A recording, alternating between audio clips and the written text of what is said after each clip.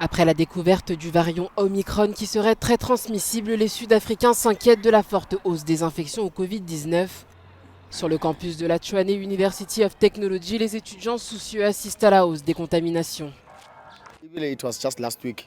C'est seulement la semaine dernière, en vérifiant les statistiques, qu'ils ont réalisé que beaucoup d'étudiants étaient affectés par la Covid-19 sur le campus principal, ce qui a conduit au report des examens.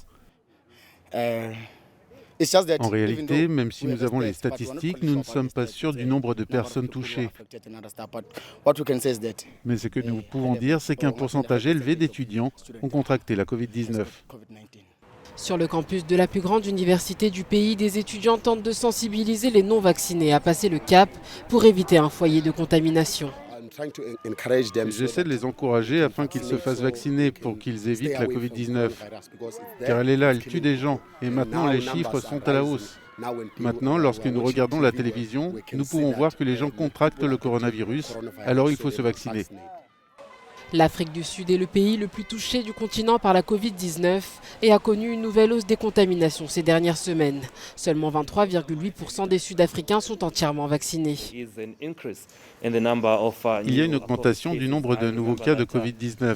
Je me souviens que normalement, au cours des 2 dernières semaines, nous avions environ moins de 50 cas par jour. Et maintenant, cela a augmenté à plus de 300 cas confirmés par jour. Cela vous indique que les chiffres augmentent vraiment. Les zones les plus touchées sont le campus ouest de la TUT, Hatfield, Soshanguve et Mamelodi. Ces zones sont préoccupantes. Ce que nous pouvons dire clairement, c'est que les chiffres augmentent à Tshwane. Cependant, nous ne pouvons pas confirmer si la nouvelle variante est un facteur de cette augmentation. La propagation rapide du variant Omicron chez les jeunes a alarmé les professionnels de santé.